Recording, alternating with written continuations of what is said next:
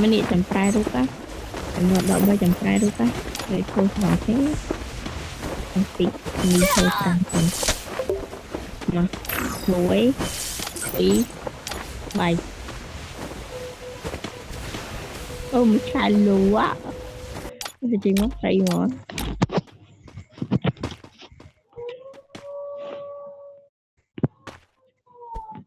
mình mấy cái nhúng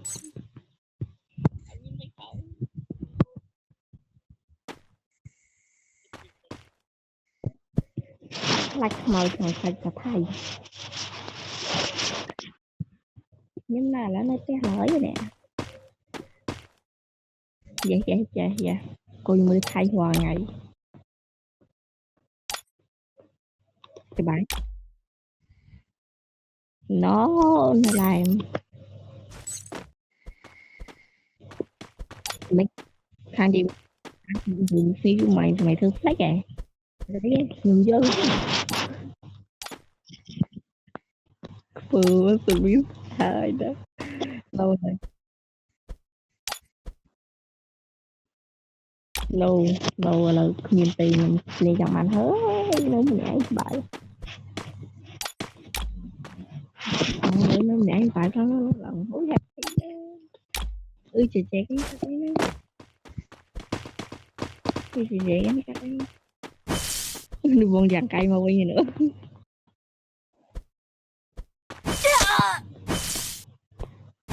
chạy nói chứ nữa mà mở mặt thầy lên mở nhâm chạy của anh chạy á bạch nến nha vẹn này sai xa thế anh dây mẹ ấy nha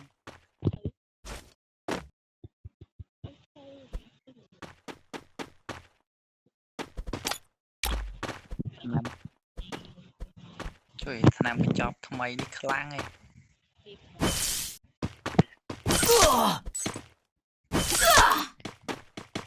được cái đó nạn nâng bị tới đây dây thằng mày ui bon lối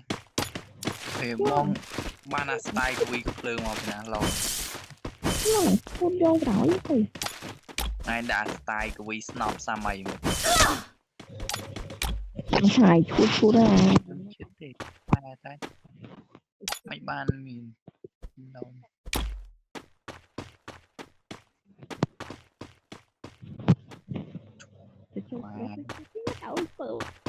chọc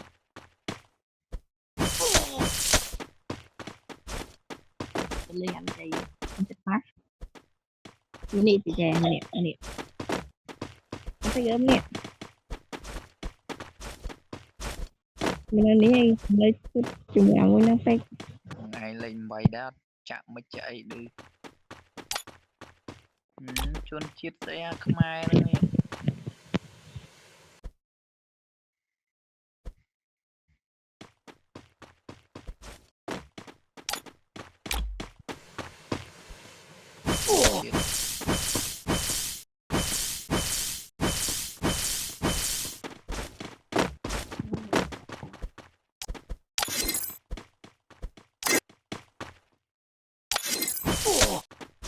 video thay rồi mày chân tới mày lên về bài vậy bắt chạy luôn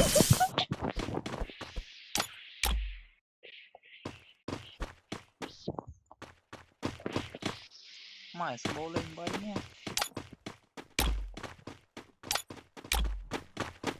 âm vốn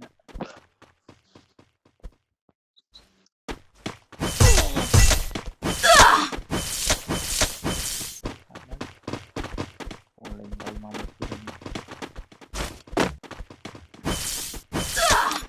mai ơi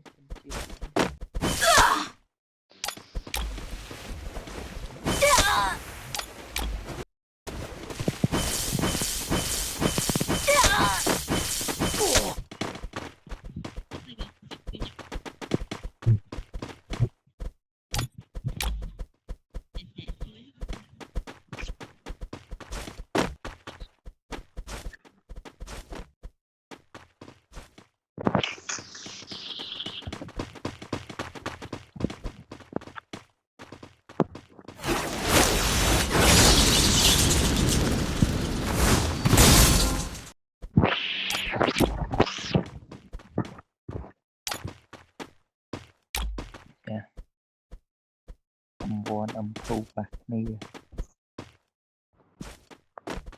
โอ้โห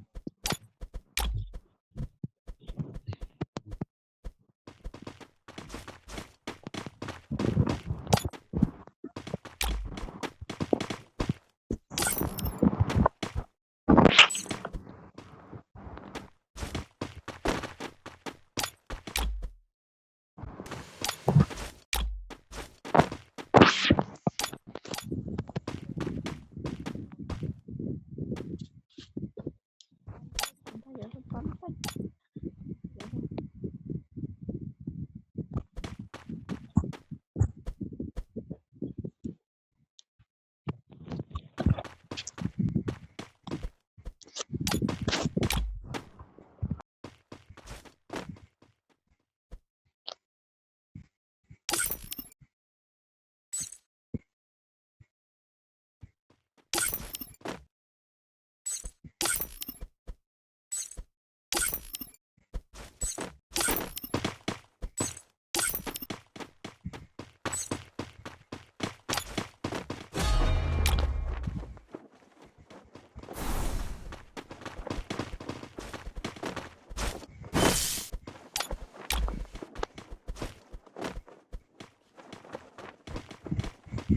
Được không?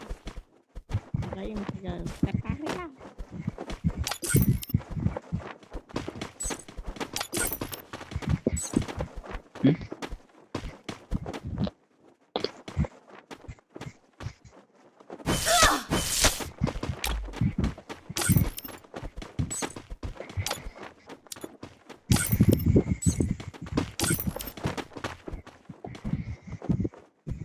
Trời mai tay cá lần đôi thì ấy cho anh chừng mà cho bạn nó trên mua rồi đấy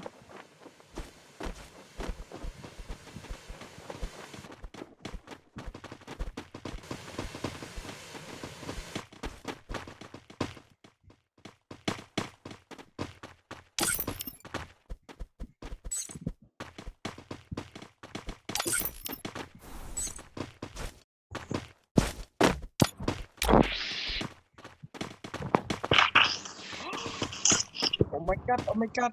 My one, wow. My god, my god, oh my god, oh my god, my. I want my god, oh my god.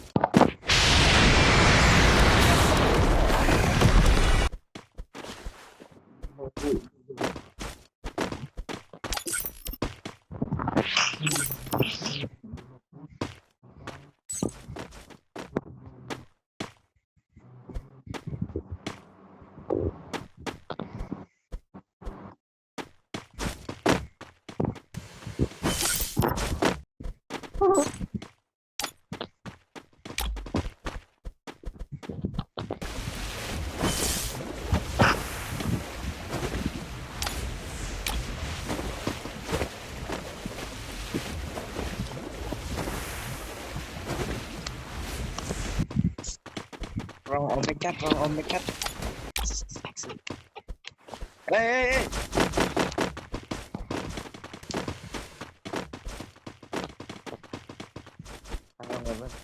Rồi chào các bạn đâu không bao với đá mà không vì mau đấy anh mấy em biết sạch anh đi tụi anh xài nó cái tầm thoát với li nữa mà anh chọn với thăm mẹ đẹp quá anh chọn với thài đấy đây chuyên xài cũng gặp kìa đi tôi lại anh cũng bao biết có